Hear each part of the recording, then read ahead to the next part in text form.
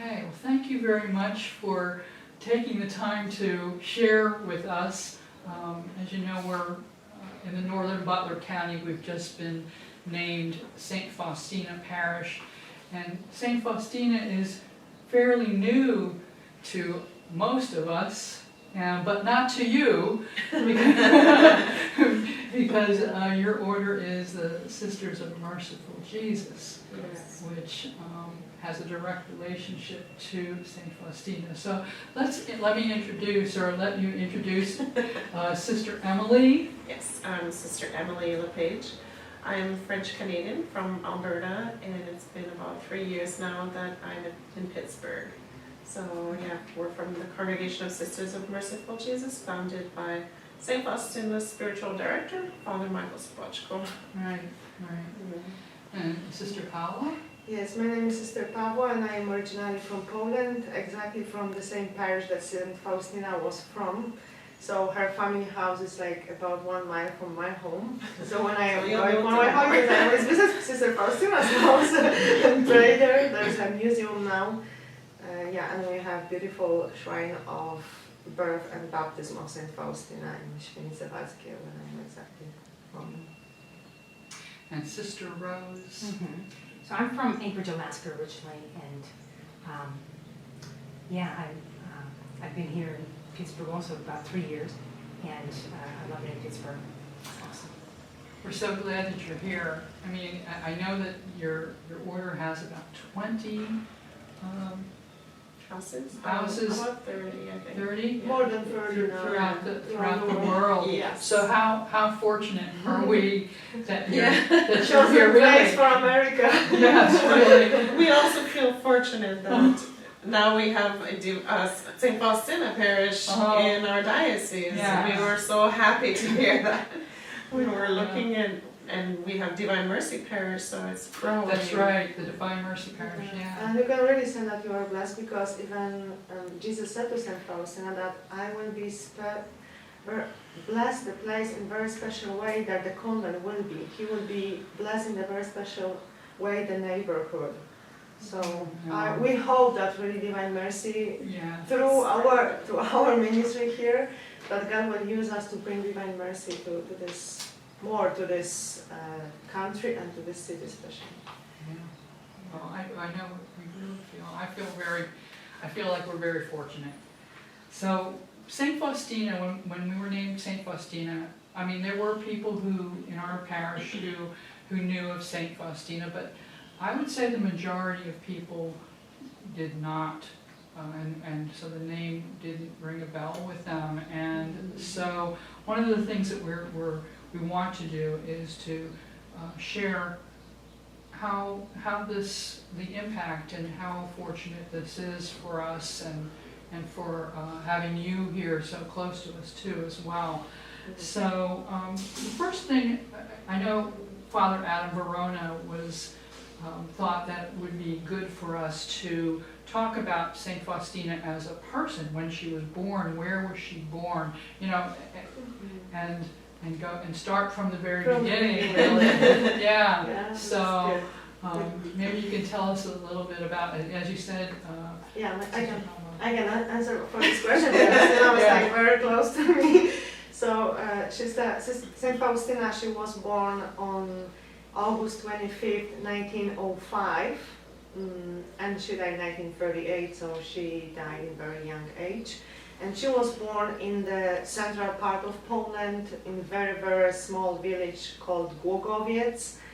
And she belonged to her parish church was St. Casimir the Prince Parish, church located about 1 mile from her family home. And she was 2 days later, after she was born, baptized in this church, and she received the name Helena.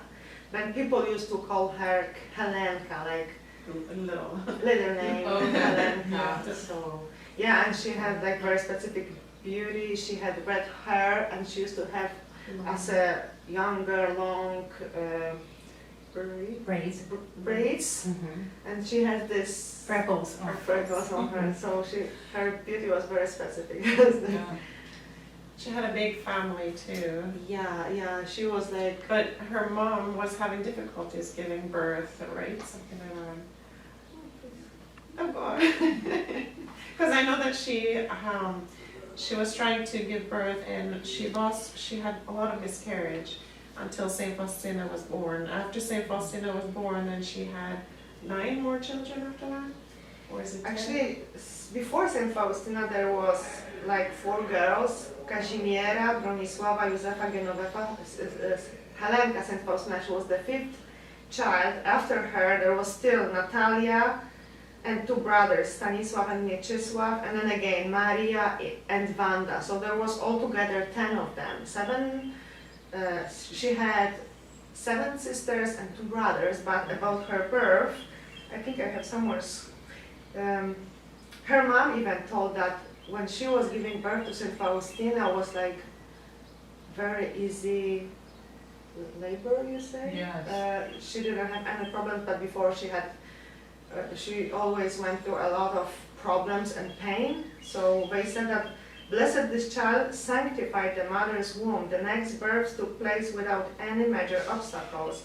God pleased that in this poor family, the one who is the future, in the future will proclaim his divine mercy to everyone will be born. So she was like, even by her birth, like so blessed, and everyone felt this in her mother. This was from the relation of her mother. Yeah. And afterwards, all later birth were like much easier for her mom. So it was from the very beginning. Yeah, She she was showing different us- than other children. Yeah. I noticed the difference. Yeah. How old was she when? I mean, she felt like she was being called. So, and that happened pretty early in her life, or? Yeah, there is even in her diary there is like third note. She wrote that when she was 7 years old, she heard God's voice in her soul. I can even read this quote because I think it's important. It was in the 7th year of my life that for the first time I heard God's voice in my soul. That is an invitation to a more perfect life. But I was not always obedient to the call of grace. I came across no one who would have explained these things to me. So as a very small child, she really felt that God calls her to something really huge, but Right. I think she didn't have any idea what is this exactly. Right. But she knew it and felt in her heart that she is the chosen one and her life should be very, very special. Right. In But her dedication to the experiences Lord. weren't quite, she didn't have the earthly knowledge yet, or Yeah. she didn't have Yeah, the. because she because never was so met young. none in her life, in this Right. small village. She never, maybe she heard that there were nuns, yes, because also her family, her father and mother, they were very prayerful people. So her father was waking up very early at 5 a.m. and he was singing aloud the praises and the songs to Our Lady, prayers to Our Lady. No matter that children were sleeping, he just started song and praise. So everyone was waking up and they joined Father. So Saint Faustina, she was growing up in very holy family, I would say, Yeah. environment. Yeah, and they were also very poor, and it happened that they couldn't even afford shoes and dresses and things for church, and so she had to take turns with her sisters on wearing the Sunday dress to go to mass, and she would have to stay home. But she would go out in the field and just facing the church, she would spend that hour praying while mass was going on, and then she'd come back in the house when she wasn't able to go to mass, and that always struck her family. They remembered that about her. Right, yeah. That's, it's, the more I hear about her, the more fascinated I am with that journey that she Yes, took. she had great zeal for the Eucharist, and she would even go earlier to finish all her tasks to be able to be on time to go to Mass. And I think she even went through the window of one of the rooms so that she wouldn't wake up everybody. Oh, yeah, she took the cows out for pasture, and her dad got up in the morning, and he's like, where are the cows? Someone stole the cows. And here she's coming, walking, and the cows are like walking in a row behind, and he's And why did she do that? Because there was Sunday, everyone was supposed to go to the church, but still there were some duties to do, and the children, they change with the duties. So, for example, if it was the day of Saint Faustina to taking care of the cows, just to shepherding cows, that she can go for mass, she get up very early and she can bring the cows to the Barn. Right. yeah, and she can did go it for all fast, mass. So she had time, she was back in time to go to Yeah, but mass. from very childhood, there's a lot of memories of Saint Faustina, and they said that she was like distinguished from the other children because even while she was shepherding the cows, when she went there with other children, she was like telling story to other children about the saints that she heard from her father, and from the very beginning she had like this huge desire that she shared with other children that she would like to become a great saint. And she used to say, I will become a great missionary. I will go to the world and I will tell about Jesus Christ to everyone. As a child she was telling So me this. she was, the message was coming through from, you know, a very young Yeah, age. because you know Yeah. they didn't have like very good maybe religious teaching, but they had this holy books and Bibles, and the parents used to read for children. So she was like, you know, receiving everything with the open heart, and she just wanted to imitate all Right. the saints. And that was something that we've been thinking about too, is what type of education, religious education as well as, you know, secular formal education, what did she have available to her? She only had a couple years of elementary education, I think 3. Is it Yes, 3 years? yes, true. And that's all. She had to work. They were very poor, and there were so many duties and so many mouths to feed and everything that she started working at a very young age. Were they farming and having livestock, and is that what the occupation of the? The parents were the farmers, but her father also, he used to go to different villages, help with building the houses, for example, or there was like, they were finding in the soil the kind of stone that they used to for building a house, so they used to dig it out and build the houses with it. And her mom actually, she took care of the children, yes, and she made a garden, so she used to work, you know, to feed all this. Yeah. There's a lot, She there's was a lot to take care of. And it was a very small house. I've been in that house where her family and everything, and it's a very small house, and they were doing everything in that little house. And they're only like, maybe for the kitchen, it also has a place where the dad would have his tools as well on the side of the kitchen. So everything is very condensed but beautifully arranged. Mhm. And like Sister Paula said, he had a lot of books, so he would always leave like a little library for their kids to use and to read, and so they would take advantage of that. Yeah, it's incredible when you enter this house and you can imagine that in this house was living 12 people. So there was only one Probably as room big on as the this. left, one room. So they didn't have even beds for everyone. So probably the children will sleep like 4 or 5 on one bed, some of the floor. And on the right side of the house, when you enter, there is a kitchen and workshop, because her father also was a carpenter. He was doing some carpentry work. So there was his workshop and the kitchen. So also they used to sleep also on the Loft, up above it. about the no. Where is the piece? Oh, Piece when you put the fire. yeah. We used to Chimney? build chimney. We used to have the chimney in the kitchen. You put the wood or a coal, and on the top it was very warm. You could sleep on the top. Now Okay. you know later Yeah. on it was like the cat sleeping. When I remember having this in my grandmother's house, so the cats were sleeping, but they used to sleep also on this. Yeah, where it was warm. So it's just unbelievable. Like in this very poor family, small house, someone so great could be praised. Yes, Yes. And now sometimes, you know, we have huge houses, the families has everything, They don't have even see everything. each other. They don't see each other, but don't Yeah. interact, they don't give to, like parents don't pass the faith, what is the most important for Right. children. So how much important is what parents do for the children, Yes. what they put accent on. Yes. So yes. it's, Yeah. Well, it sounds like too she was, because she was feeling that message, she too was probably helping the rest of the family too, to, you know, I've seen that in some families where, you know, one person is kind of encouraging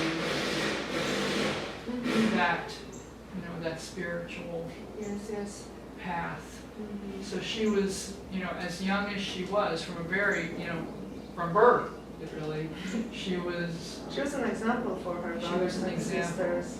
yeah. She used to, I think you mentioned that she used to wake up during the night, or maybe not. She used to wake up during the night and kneel on the bed or on the floor and starting to pray. And her mom used to tell her, Helenka, go to bed, you have to sleep because tomorrow is the day you have to work. And she said, no, Jesus asked me to pray for the souls in purgatory, for example. And she knew that she has to spend hours on the prayers. And she used to also, during the day when she had some free time, she sneaked out to the garden and she was building all these altars and putting holy images. And she was kneeling and praying there whenever she could.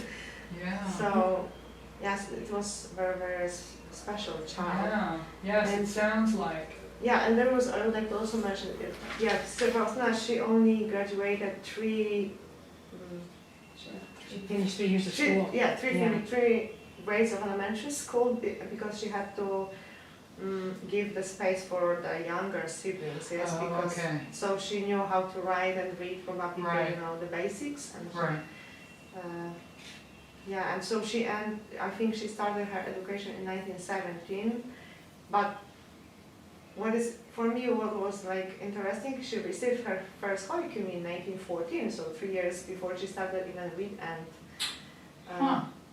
write. So Yes. I'm also curious how her preparation for her first Holy Communion, it was different times of course, so yeah, but Yeah, it was, and I think, you know, probably they had the tradition of how they, you know, handled that in their community, because everyone was working and you know, and the schooling was the same for all, you know, they were all doing it in the same way. So it was the norm, it was the way they were doing it, and the way it was working for them. So I wonder about when she decided that she would seek a convent, or she would, I mean, how did she make that leap from, you know, where she was in her hometown and her family, and saying, I'm choosing a religious life? How did that happen? Yeah, I'm not sure how old she was when she started working like as a kind of like a maid in a home, just to bring in money for the family. she was In her 16 teens, 16 years old when she left for the first time her village, and she went to Łódź and one more city located about 30 miles to be like a helper for the family, to babysit the children or also clean the house, you know, to do like basic chores at home. And that was when she, a little bit after that, she suggested, she told her parents that she wanted to enter the religious life, and they said she couldn't because, well, they needed the money to support the family mainly. And so she, as she writes in her diary, she kind of just like forgot about that idea. Then, okay, well then if I can't, then, and she kind of said she was going into the worldly stuff, that, you know, as she could. I mean, with her spiritual life and everything.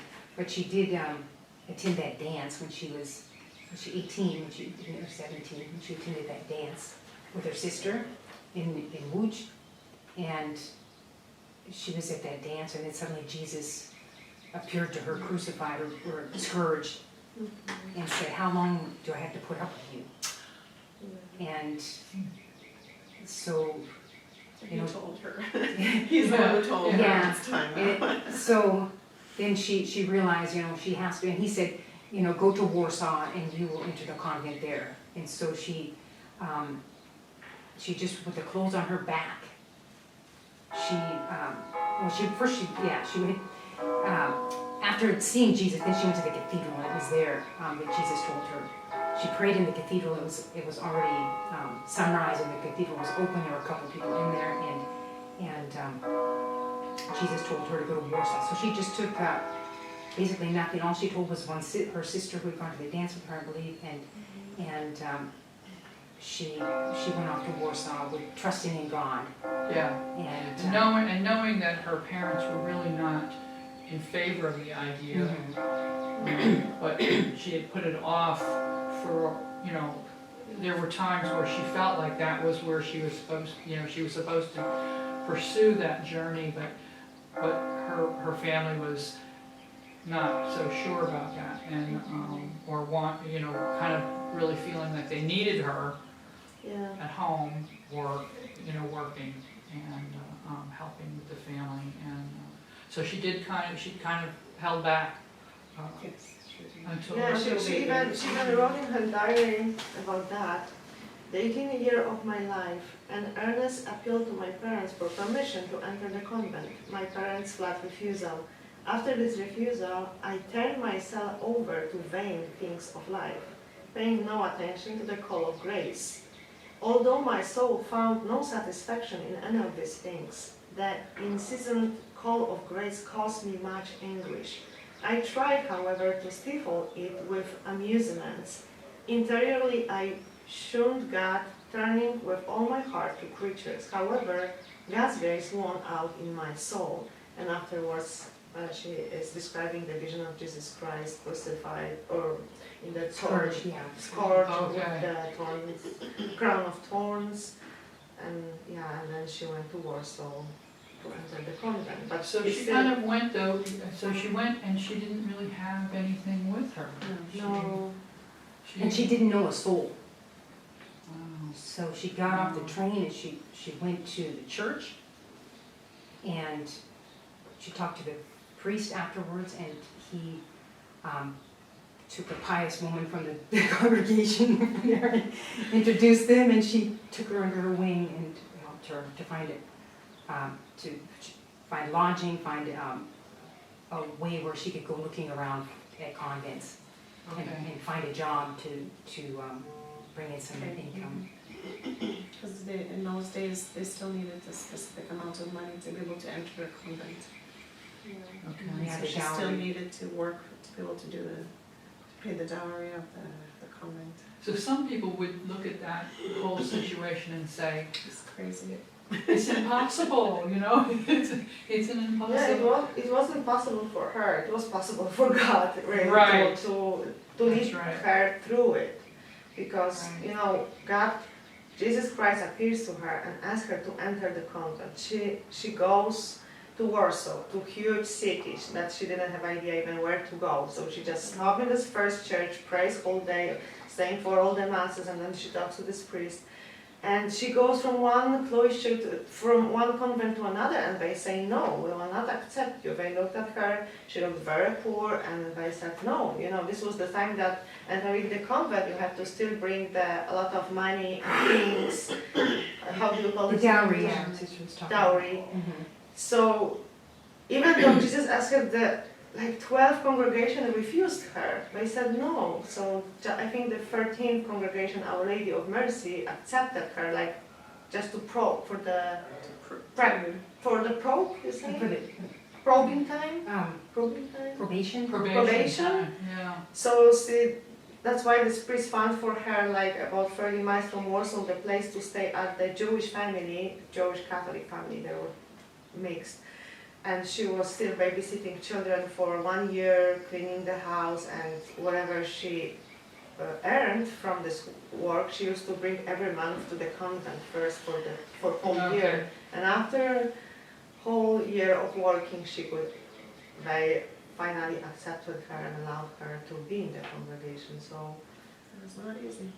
Yeah, it was- She even didn't have any when she room. when she brought that first amount to the convent, they're like, "Who's this girl?" They didn't even remember. They they didn't looked at think it was her like, gonna- you know. Yeah, they didn't think they thought that she would be gone and. Yeah, no, she did. They didn't even remember she had come.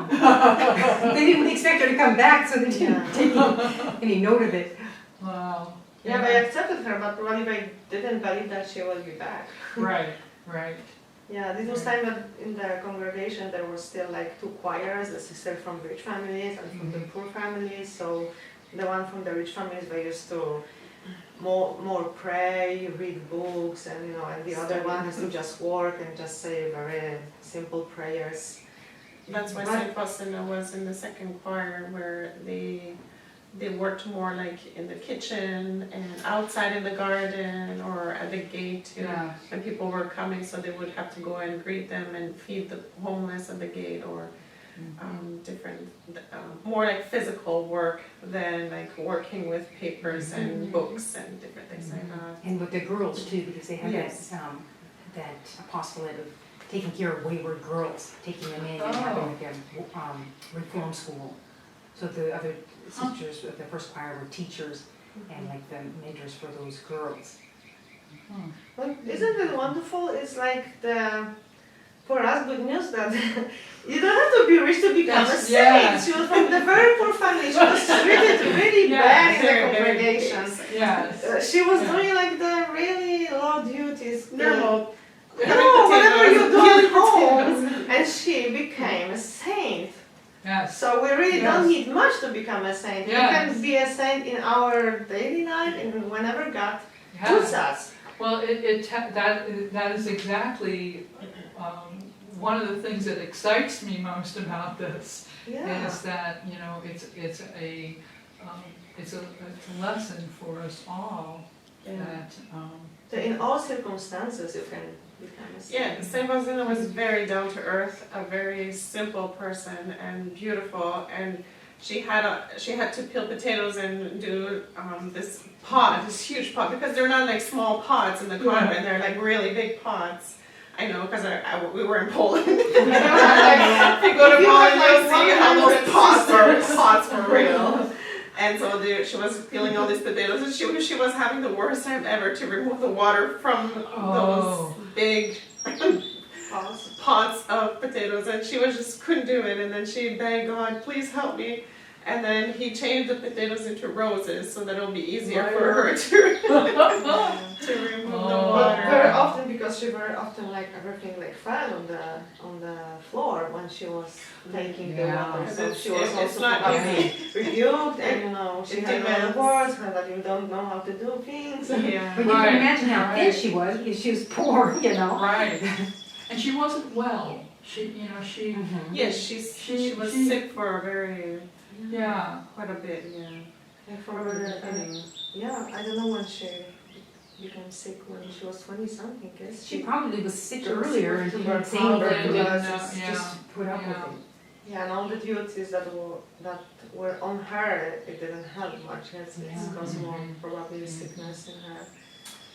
But she sacrificed everything for God, for the Yes. souls. So I think about what would a day like be for her in the convent. I think about, she came from a town where she maybe had never seen a nun or a convent, and now she is there, and I think about there are many young girls in our community too who don't see a convent, who don't have that. We're a small community, and so what would a day, to explain to someone who may be thinking about a religious vocation, what would a day like be for St. Faustina in the convent? we can say how Yes, was you your can. her day. Yes, you It was can. different times, different congregations, so we don't know much about that. But for sure, they used to wake up very early, probably about 5 a.m., and they had common prayers in the chapel called the Divine Office, and they also had the meditation of the scriptures, and then of course some breakfast, and everyone went to Should we have mass also? Yeah, maybe usually- sometimes was during yeah, very depending on early the mass, house. and then they went to do the duties, whatever someone was responsible for. So Faustina usually she went to the garden, or she also worked a few years in the kitchen. She was baking breads and different goodies, preparing different goodies. And of course they met again for the lunch, again prayers, work, prayers, work, I think. And there was some kind of recreation every day for sure, but not about probably 30 minutes a day that sisters gathered together for, I don't know what they used to do, but but didn't watch TV for sure. Yeah. But one thing also, like Meeting. in the house at Vilnius that they had, you could tell that they had, all these buildings were separate. Like they would have to get up and go out into the weather to get to the chapel. Yeah. And this kind of conditions were, complicating things. Because for now, most convents are just one building, and you just go to the chapel downstairs or upstairs or whatever, and you don't have to deal with that. But it was more complicated, and to get to mass, even when she was in the hospital and things, she had to leave the building and go outside into the rain or whatever, and that would be an obstacle and mud and everything. We can't imagine having to add that into your day, extra 5 minutes each direction, just to Back and clean forth, it, back, get clean and all that. yeah. Yeah. So it was, and that these buildings weren't heated, so you get in there and be cold still because it's just starting to get warm and all that. So, it was the conditions were rough. Yes. And if you read the diary also, you'll notice that that congregation had a lot of flexibility to prayer. And she would wake up and she would have times in the middle of the night as well to pray, or when she needed like novenas and different things. They had quite a bit of flexibilities for that, to be able to go earlier to the chapel and just do different kind of prayers when it's needed, or Yeah. so that's a beautiful part of that. Yeah, and St. Faustina, she mentioned it there that whenever she finds 5 minutes, 10 minutes just to stop, and she used to enter the chapel and greet Jesus in the Blessed Sacrament and just to be with Jesus. She always underlines this, that every few minutes she would like to spend with the presence of Jesus. So Yeah. she had love for the Eucharist, for Jesus present in the Blessed Sacrament. That's why also her name, St. Maria Faustina of the Blessed Sacrament. That's right, yes. Yeah. That was the name she took. The diary. When and like how did was the diary the first of her Divine Mercy Work. that she was the diary what she started first? Or I guess getting into the Divine Mercy now, and meeting Blessed Father Sapachko, getting into that part of her life. So I think first was the vision of Jesus. Right. Right. What we should start, I guess. Right. Jesus on this image, he appeared to her in Poland, in Płock, in February 22nd, 1931, and he asked to paint the image of him like she see. It was like already almost night. She was praying in her chapel, and Jesus came like we see him on this image, and Jesus asked her to paint the image with the inscription, "Jesus, I trust in you." So this was like, I think, the first step, the first encountering Divine Mercy for St. Faustina. And then, when she went to Vilnius after her perpetual vows, she met Blessed Michael Sopoćko, whom she recognized from her vision as well. She saw him in her vision, and Jesus told her, "This priest will help you to fulfill my will on earth. It will be visible help for you. And this is the priest after my own heart." So when St. Faustina met Blessed Michael Sopoćko in Vilnius, she told him, "I saw you, Father, already," and he was so surprised. Where did she see me? What she's talking about? She told him, "I saw him in my vision." And Jesus asked to paint the image of mercy from Jesus. So Father Sopoćko, he was the first one the first priest who really believed Saint Faustina, and he paid because at this time he was confessor in Our Lady of Mercy congregation when Sister Faustina was, and she paid the painter for doing this job to paint the image, and because Father Sopocko lived at this time in the same building, that painter, Father Sopocko lived on the second floor, and the painter in the first floor. This house now not belongs to us, but we live there as well. So when the first image of Merciful Jesus was painted, we have the chapel, the Sisters of Merciful Jesus in Vilnius. Yeah, so Father Sopocko had to fulfill the first request of Jesus to paint the image and to be this image to be venerated first in the chapel of the Sisters, Our Lady of Mercy, and then in the whole world. So Right. yeah. Yeah, however, he did not believe her immediately, and he did send her to a psychiatrist to just make sure Yeah. that she was okay, which she was completely normal, so. Yeah. Yeah. It was Well, very that's wise. understandable. It was very It wise. was very wise. That's They already right. had that He's- documentation for the canonization process then. Yeah. Yeah. For sure, it was very hard for Saint Faustina to go through it. I can imagine now, you have the vision of Jesus, and now your confessor, he's dumping, he's sending her to the psychology. But I think because she's had already showed her who he had chose, and he is the priest according to his heart. So I think for Saint Faustina, thank God that she had this vision and she had seen him before, because Right. it made it probably a little bit, not much easier, but a little bit easier to Well, accept, to go through all of these Right. things with him, because he was chosen. to do Right. it. Yeah. Yeah, that would make it at least,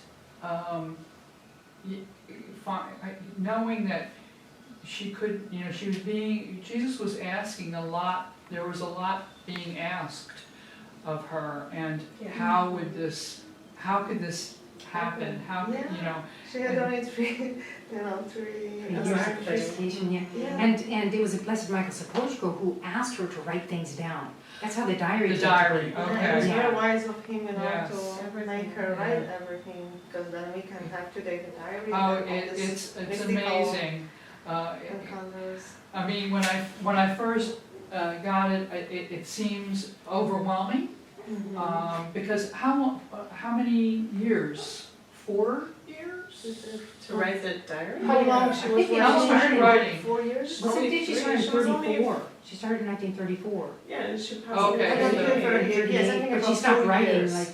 She didn't start 23 months. straight away, yeah. Yeah, no, she wrote it, and then when the Divine Mercy image was being painted and Blessed Michael Sapochko was in the Holy Land, Mm-hmm. then she had this, the devil appeared to her, but as an angel, and said, "Oh, you need to burn that. It's not God's will for you to be writing that. You're just talking about, you're just praising yourself in there.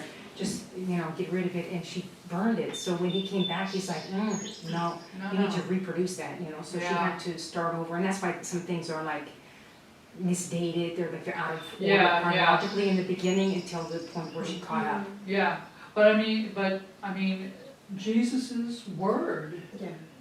the words that he Yes. spoke to her, She underlined them. Blessed Right, Michael they're Sapochko asked her highlighted. to. Yeah. Yeah. Yeah. and that's, Mhm. that's amazing. That's like, what a blessing. Mhm.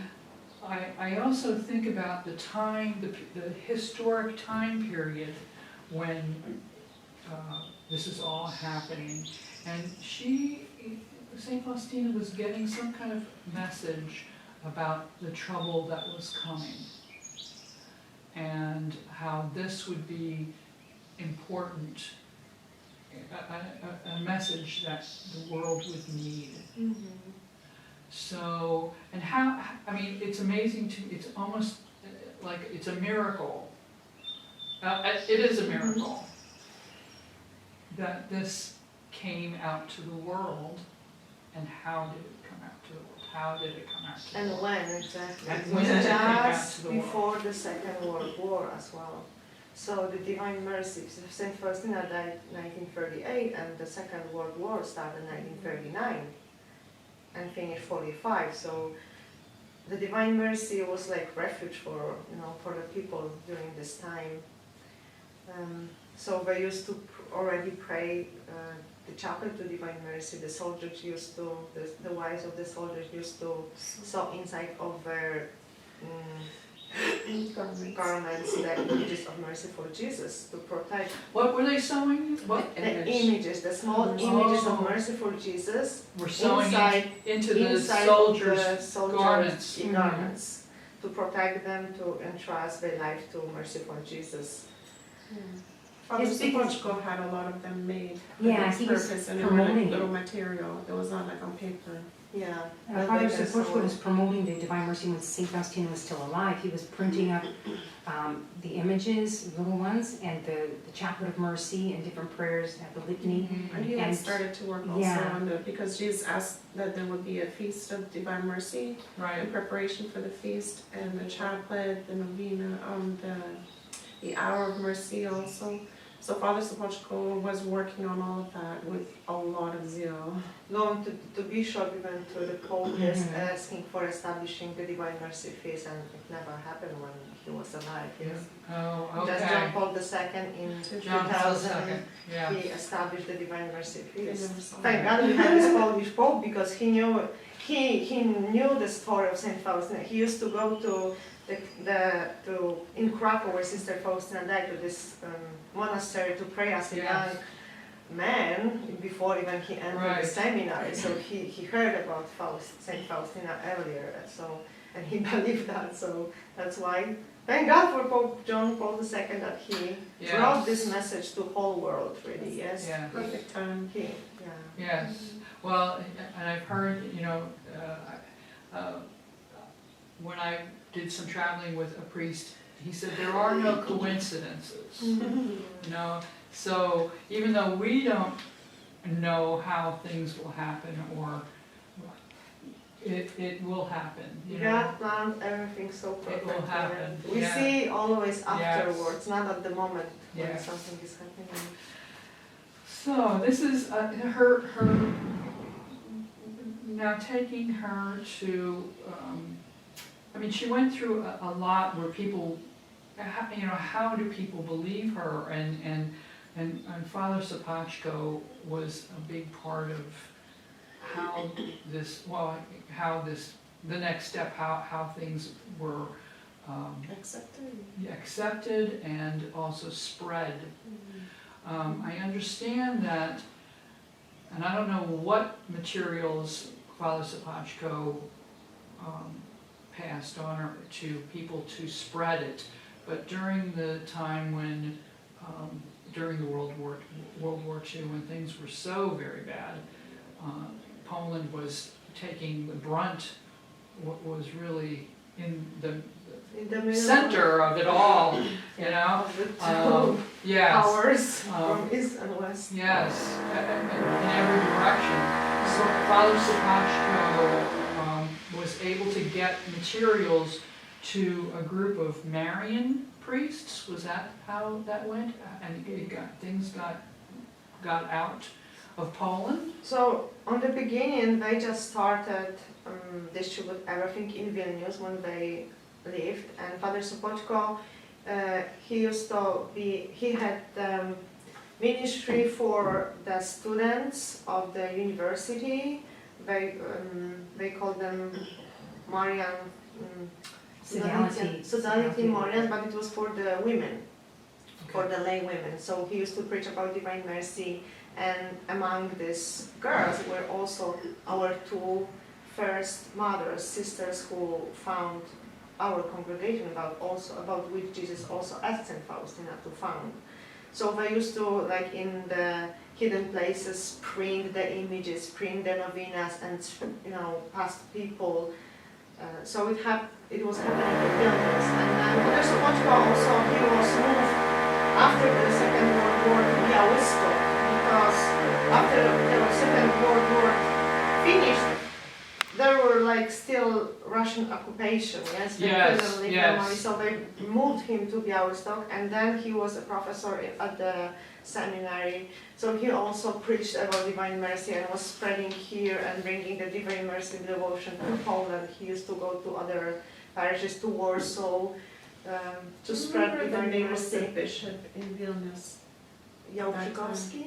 So he was a member of the Marian priests. Mm-hmm. Yeah. Oh, no. And then, Okay. please continue, Yes. how it went through all Yeah. And that's how the Marian priests got involved, because Jałczykowski really loved Father Sopoćko, and he really wanted him, and he was helping him also Oh, to spread the devotion. but this, I think you're referring to the Marian priest that Father Sopoćko gave the image of Divine Mercy to in Vilnius, and he traveled, he needed to get back to America, and he didn't have proper documentation, and he traveled across Russia with that thing, and he traveled to Vladivostok, Russia, and he went to like Japan or something, and his passport was expired and they didn't notice, and he had that Divine Mercy, and he promised that if he gets safely back to America, then he's going to promote the Divine Mercy. So he got back there, and it was Wow. a miracle. A Yes, miracle. but The Jałczykowski miracle, we also just is a let it Marian. go. Yeah, but I think she was referring Yes, to I this one. understand, maybe. but because of him Miracle. also made the Marian priests get involved very deeply into the Divine Yeah, Mercy it was, devotion. it was discussed, And but then of after course, a lot of that- different Yeah. And priests. then after that, this one priest. Yeah, so like here in US, it's through the Marians priests for sure. Yeah. They were And in very Brazil involved too. and still are in spreading Divine Mercy devotion. Yes. Well, so, So just coming back a little bit, because we were Yeah. mentioning about our first mothers, how Yes. they entered in contact with Father Sopoćko. mhm. We're gonna go a little bit back, because one of Jesus asked Saint Faustina to have the image painted, and Yes. also the chaplet of Divine Mercy to be spread and to be prayed. The Feast of Divine Mercy, and there's gonna be a novena to prepare for that, and the Hour of Mercy. But he also asked that there would be a congregation. He Okay. asked her to found a congregation that will spread the message of Divine Mercy to the world and prepare the world for his final coming. And that congregation would have a lot of, wherever, like Sister Pavel was mentioning, that wherever the congregation will be, there will be a special blessing in the area, and he will bless it in a special way. So, just like Saint Faustina tried her best to paint the image of Merciful Jesus, but she didn't have all the painting skills, and it didn't go very well.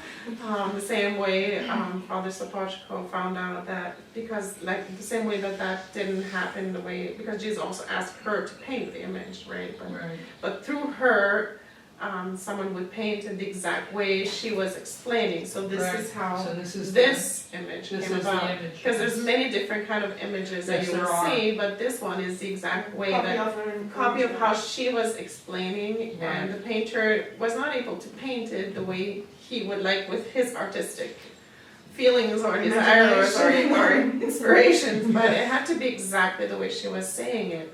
So that's why the position of his hand, the position of his face, but that would be a whole different story, Yes. a whole different Oh, podcast. image is whole story. Because it's so deep, it's so beautiful, and there's so much more that we're learning from this image. So the same way it was going to be through her, whatever she passed of it in her diary, and different instruction of how this congregation would be, that God would send other people to do that, to start that. So that's how it happened. Mhm. And through those ladies, that Father Sopoćko was a teacher, and just spreading this zeal and this love for Divine Mercy, that those ladies were not able to content themselves. We have to do something. Yeah. So that's how our congregation came about. They just fall in love with Merciful Jesus, and they knew Yes. that they want to sacrifice their life to God, but in a very special way to spreading the God's mercy. And this was also sign for Father Sopoćko, because Saint Faustina, before she died, she told Father Sopoćko, "You don't try even to found this congregation. The girls will come to you. Uh-huh. Okay. Don't try. Right. God will send you girls." And It they will- told yeah. him It about the will desire. happen. So Yeah. for him was like, okay, this is for me a sign. Yes, these ladies will be the first Right. who will be the sisters of this congregation. Yes. And this what happened later on. There was 6 of them. They took first vows in Vilnius, like during the night, because there was still the time of war.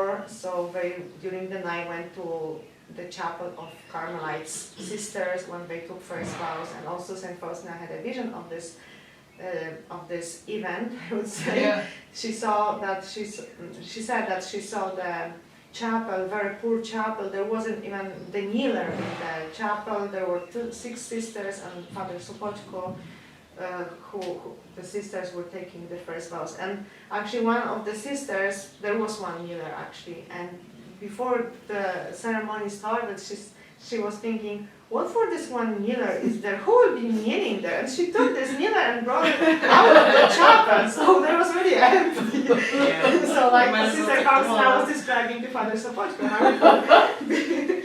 wow. So And it didn't stop there too, in Mishlabush. yeah, there is another vision of Saint Faustina when the sisters, they took first vows, but they still couldn't live as a community because you know of the Russian occupation. Right, So they have to be in.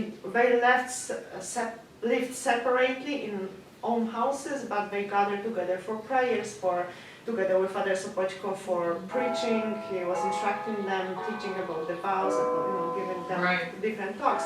But anyways, they have to in 1947 leave the Vilnius and they move to the western part of Poland, close to border with Germany, to the small town Myślibusz, where they started their first community. And when Okay. Father Sopoćko came there, he traveled by the train, and the sister, of course, met him at the train station and greeted them. And first, what he asked, is there any church close to your convent?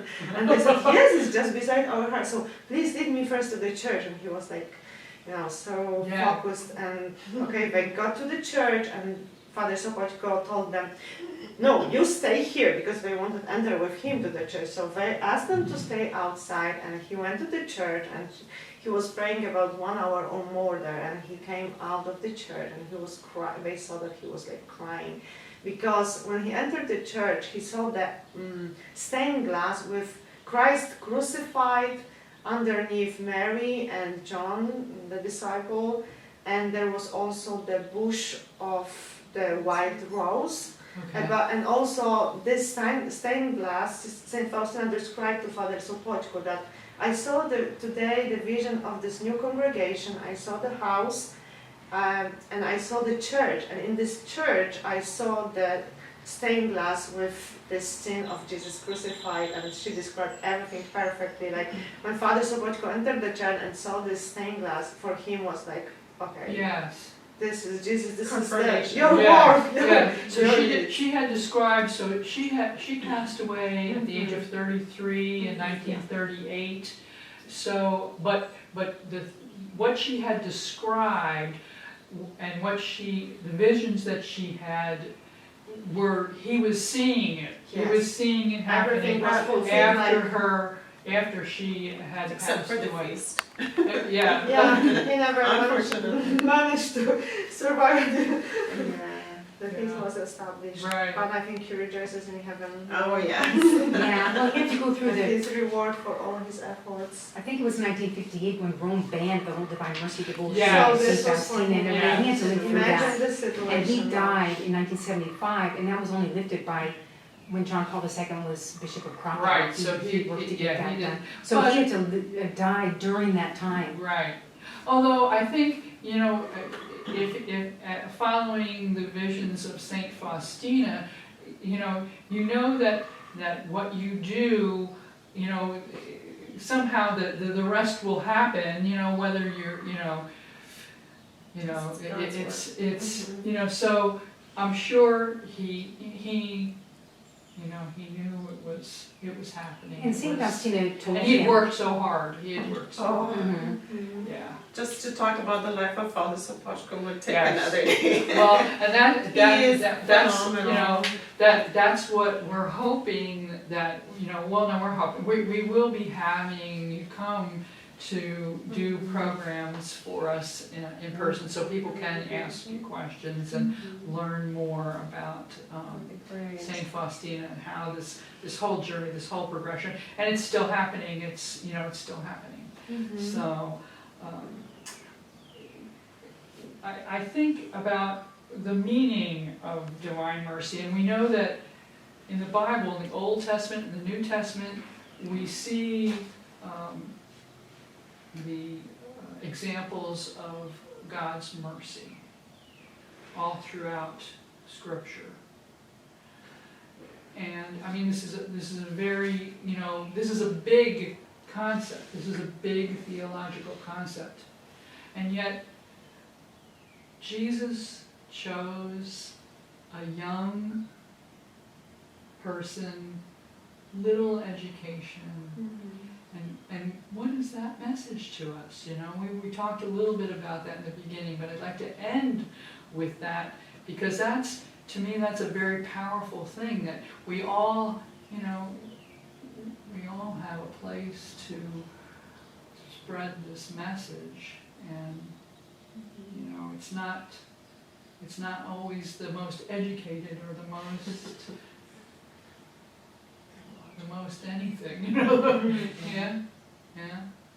Any final thoughts about that? I think that's great that you mentioned that, because that means that it is a message that for everyone. Like you said, it's not only for those that are that knows everything or that studied everything, but for the simple of the little one that needs to know that God is merciful and He has so much love for us, and He's always ready to forgive us, always ready to hold us, always ready to bring us back to Him. And there's so much to it, it's just beautiful. But that we can just have a Father, God the Father, to do something like this for us, and know that we can trust in Him, that we have to let it go and let Him take over. That can be for anyone, and that's so beautiful. Yeah, thank you for pouring that. That has occurred to me. So do you have a favorite prayer that you like to end with? Jesus, I trust in you. Very easy. Jesus, I trust in you. Jesus, I trust in you. Well, thank you very, very much. This has been, I think this is going to be very helpful for all of us in St. Faustina Parish. Well, we can also assure all of you of our prayers. It's such a blessing, and we also have the Hour of Mercy, and we will include St. Faustina's Parish in this Hour of Mercy that we have every day, and hope that you will pray for us as well. Thank you. So we can bring this message to the whole world from Pittsburgh. Yes. And certainly some of the things that we want to learn too are about the work that you do through the Red Door and St. Faustina's Gate. Yes. Yeah, there's a lot that you're providing this community, and we're so very thankful for that. So a lot to learn. We've got a lot to talk about. And I would like to also mention, because I hope that parishioners of St. Faustina Parish, they are really interested in having more knowledge about the life of St. Faustina, about Divine Mercy, to grow deeper in the faith and to really understand the Divine Mercy and to be open for it. So also at Divine Mercy Parish, when we work, and where is the Red Door, St. Faustina's Gate, we have also a place called Welcome Center. And this is also a small, I would say, bookstore, gift store, that we have a lot of books, as for Diaries of St. Faustina, Diary of Blessed Michael Soboćko, different books about life of St. Faustina, prayer books, everything about Divine Mercy. So I also like to invite you, whenever you'd like to come, please come, find us, and you can, get some books and images of everything. So yeah, I think it would be good for us to get that. Let me get from you the information about the Welcome Center, and we can share that with the parish. Okay. Well, thank you. Thank you. I can't say enough thank you. May God bless all of you for your work and for your prayers, and reward you. Thank you very much. We can close with a prayer, just all together if you want. Yes. Father, Son, the Holy Spirit. Amen. Lord Jesus, we thank you for your mercy. We thank you that you opened your heart on the cross and you allowed your blood and water to be poured out. And we thank you for the gift of the life of Saint Faustina that you brought to this world. And we ask her special intercession upon this beautiful and new parish that is under your